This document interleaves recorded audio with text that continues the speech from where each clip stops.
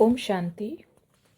आज की अव्यक्त मुरली का शीर्षक है सेवा की धरनी तैयार करने का साधन सर्च लाइट। हर एक के मस्तक पर 3 रेखाएं कौन सी देख रहे हैं? आपको अपनी रेखाएं दिखाई देती हैं? जैसे बाप के यादगार चित्र में सदैव 3 रेखाएं जरूर दिखाते हैं, ऐसे ही हर एक सालिग्राम के मस्तक पर 3 रेखाएं कौन सी दिखाई देती हैं? मस्तक को कब दर्पण में देखा है? कौन से दर्पण में देखा है? हर एक के मस्तक पर एक रेखा व निशानी विजय की निशानी है। विजय की निशानी होती है त्रिशूल। त्रिशूल मन, वाणी, कर्म तीनों में सफलता की निशानी विजय की निशानी है। शक्तियों के चित्रों में भी त्रिशूल दिखाते हैं, तो हर एक के मस्तक में यह विजय की निशानी त्रिशूल है। त्रिशूल के ऊपर दूसरी रेखा व निशानी है बिंदी। तीसरी रेखा फिर है त्रिशूल के नीचे, जो लंबी लाइन होती है। वह निशानी है लाइन क्लियर और केयरफुल की। केयरफुल भी और क्लियर भी। मार्ग के बीच में कोई भी रुकावट ना आए। तो तीसरी निशानी है सीधा मार्ग पर एक रस हो चलने वाले। तीनों ही रेखाएं व निशानियां हर एक के मस्तक पर देख रहे हैं। रेखाएं सभी की होती हैं, लेकिन कोई की स्पष्ट होती हैं, कोई की स्पष्ट नहीं होती हैं। तो आपने अपनी लकीरें देखी? त्रिशूल है, लाइन क्लियर भी है और आत्मिक स्थिति की बिंदी भी है। भक्त लोग भी मस्तक में तिलक की निशानी रखते हैं। आप लोगों को मस्तक में लगाने की आवश्यकता नहीं है। सदैव अपने मस्तक की इन रेखाओं से अपनी स्थिति को परख सकते हो। तीनों ही रेखाएं तेज होनी चाहिए, तभी साक्षात्कार मूर्त बन सकते हो व अपने कर्तव्य को सफल कर सकते हो। अब आप सर्विस पर जा रहे हो। अभी से ही उन आत्माओं के ऊपर अपनी सर्च लाइट डालनी शुरू करना है। शुरू की है या वहाँ जाकर शुरू करेंगे? सर्च लाइट की रोशनी दूर से जाती है, तो यहाँ से ही सर्च लाइट डालनी है। आत्माओं को चुन सकते हो। यहाँ से ही कार्य शुरू करने से वहाँ जाते ही प्रत्यक्ष सबूत दिखाई देगा। सर्च लाइट बन करके ही चलते फिरते हो व जब बैठते हो तभी सर्च लाइट देते हो। निरंतर सर्च लाइट समझकर चारों ओर वायुमंडल को बनाने का कर्तव्य अभी से ही करना है। जो वहाँ जाते ही वायुमंडल के आकर्षण से समीप आने वाली आत्माएं अपना सहज ही भाग्य पा सके, क्योंकि अभी समय कम और सफलता 1000 गुना दिखानी है।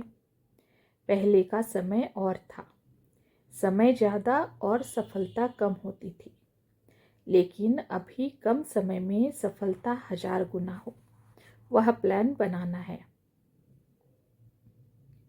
प्लान के पहले प्लेन बनना है। अगर प्लेन बन गए तो प्लान प्रैक्टिकल में ठीक आ जाएगा। प्लेन बनने से ही प्लान ठीक चल सकेगा। प्लेन बनने के बाद फिर प्लान क्या रखना है जिससे सदा सफलता प्राप्त हो? सो थोड़े में सुनाते हैं जो कभी भूले नहीं। एक तो याद रखना कि हम सब एक मत हैं, अर्थात एक के ही मत पर एक मति। दूसरी बात, वाणी में भी सदैव एक का ही नाम बार बार अपने को व दूसरे को स्मृति में दिलाना है। तीसरी बात, चलन अथवा कर्म में इकोनॉमी हो। ना सिर्फ तन में इकोनॉमी करनी है, लेकिन वाणी में भी इकोनॉमी हो, संकल्प में भी इकोनॉमी, समय में भी इकोनॉमी, तो चलन में सभी प्रकार की इकोनॉमी हो। यह तीनों ही बातें एक मति, एक का नाम अर्थात एक नामी, और फिर इकोनॉमी। यह तीनों ही बातें सदैव स्मृति में रख फिर कदम उठाना व संकल्प को वाणी में लाना है। कोई भी लेन देन करते हो तो उसी समय एक स्लोगन याद रखना है, बालक सो मालिक। जिस समय विचारों को देते हो तो मालिक बनकर देना चाहिए, लेकिन जिस समय फाइनल होता है उस समय फिर बालक बन जाना है। सिर्फ मालिक बना भी नहीं, सिर्फ बालक बना भी नहीं। जिस समय जो कर्म करना है उस समय वही स्थिति होनी चाहिए। और जब भी अन्य आत्माओं की सर्विस करते हो तो सदैव यह भी ध्यान में रखो कि दूसरों की सर्विस के साथ अपनी सर्विस भी करनी है। आत्मिक स्थिति में अपने को स्थित रखना, यह है अपनी सर्विस। पहले यह चेक करो कि अपनी सर्विस भी चल रही है। अपनी सर्विस नहीं होती तो दूसरों की सर्विस में सफलता नहीं होगी। इसलिए जैसे दूसरों को सुनाते हो ना कि बाप की याद अर्थात अपनी याद, व अपनी याद अर्थात बाप की याद, इस रीति से दूसरों की सर्विस अर्थात अपनी सर्विस, यह भी स्मृति में रखना है।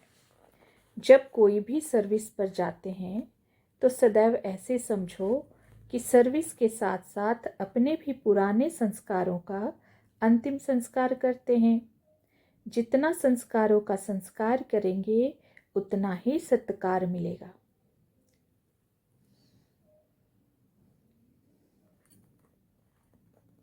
सभी आत्माएं आपके आगे मन से नमस्कार करेंगी। एक होता है हाथों से नमस्कार करना, दूसरा होता है मन से। मन ही मन में गुण गाते रहे। जैसे भक्ति भी एक तो बाहर की होती है, दूसरी होती है मानसिक। तो बाहर से नमस्कार करना यह कोई बड़ी बात नहीं है, लेकिन मन से नमस्कार करेंगे, गुण गाएंगे बाप के कि इन्हों को बनाने वाला कौन। दूसरा, जो उन्हों के अपने दृढ़ विचार हैं उनको भी आपके सुनाए हुए श्रेष्ठ विचारों के आगे झुका देंगे। तो नमस्कार हुआ ना। मन से नमस्कार करें, यह पुरुषार्थ करना है। बाहर के भक्त नहीं बनाना है, लेकिन मानसिक नमस्कार करने वाले बनाने हैं।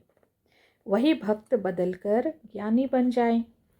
जितना जितना बुद्धि को सदैव स्वच्छ अर्थात एक की याद में अर्पण करेंगे उतना ही स्वयं दर्पण बन जाएंगे। दर्पण के सामने आने से न चाहते हुए भी अपना स्वरूप दिखाई देता है। इस रीति से जब सदैव एक की याद में बुद्धि को अर्पण रखेंगे तो आप चैतन्य दर्पण बन जाएंगे। जो भी सामने आएंगे वह अपना साक्षात्कार व अपने स्वरूप को सहज अनुभव करते जाएंगे। तो दर्पण बनना जिससे स्वतः ही साक्षात्कार हो जाए, यह अच्छा है ना।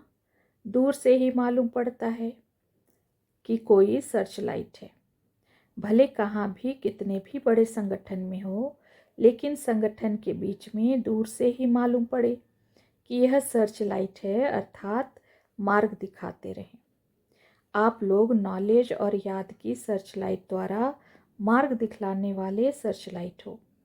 और जब दृढ़ संकल्प करके जाते हैं तो संकल्प से स्वरूप बन ही जाएंगे। संकल्प है कि हम विजयी रत्न हैं तो स्वरूप भी विजय का ही बन जाता है। वाणी और कर्म ऐसे ही चलते हैं। संकल्प के आधार से विजय कर्म में भरी हुई है। विजय का तिलक सर्विसेबल आत्माओं को लगा हुआ है। सर्विस अर्थात विजय का तिलक लगा है। यह सर्विसेबल ग्रुप जा रहा है ना, जिसका एक सेकेंड व एक संकल्प भी सर्विस के सिवाय ना हो, वह है सर्विसेबल। ऐसा यह ग्रुप है ना। जब खास सर्विस पर जाते हैं तो अपने ऊपर भी खास ध्यान देना होता है। यह साधारण सर्विस नहीं है, लेकिन विशेष सर्विस है। साधारण सर्विस करते हो तो साधारण स्मृति रहती है। जब कोई भी विशेष कार्य करना होता है तो विशेष याद रहती है। तो साधारण स्मृति में नहीं, लेकिन पावरफुल स्मृति में रहना है। सदैव पावरफुल स्मृति में रहने से वायुमंडल पावरफुल रहेगा। पावरफुल वायुमंडल होने के कारण कोई भी आत्मा इस वायुमंडल से निकल नहीं पाएंगे। तभी सर्विस की सफलता होगी। सदैव एक दो के विचारों को सत्कार देकर स्वीकार करना है, तो फिर मानसिक नमस्कार सहज करेंगे। सदैव हाजी हाजी का पाठ पक्का करना। जितना हाजी हाजी करेंगे उतना ही सभी जय जयकार करेंगे। आप अपने शक्ति स्वरूप की व पांडव स्वरूप की प्रत्यक्षता करने के लिए जा रहे हो ना।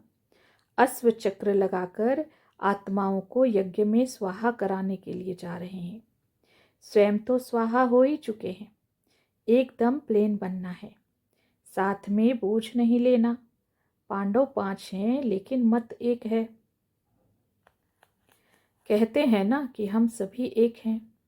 एक एग्जाम्पल कायम रखने के लिए यह फर्स्ट ग्रुप है। स्मृति स्वरूप की एक दो को हर समय स्मृति दिलाने से एक मत हो जाएंगे। 5 पांडवों की एक मत की विशेषता भी है और हर एक की अपनी अपनी विशेषता भी है।